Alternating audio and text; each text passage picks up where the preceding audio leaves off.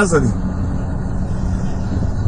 القوات المسلحة توجيه التعامل مع أي عربية مسلحة الآن. الله سبحان الله.